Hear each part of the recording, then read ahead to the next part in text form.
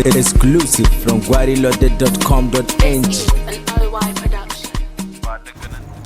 Maza ya garin ne kwana biyu kana ta gida ki. Ina nan ina chatting ne wallahi.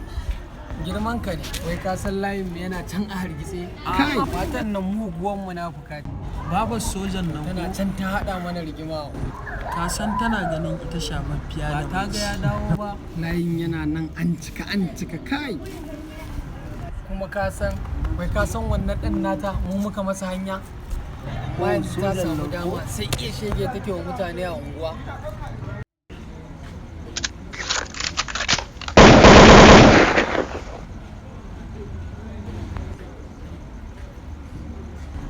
Ai halin matan nan sai a hankali. Kai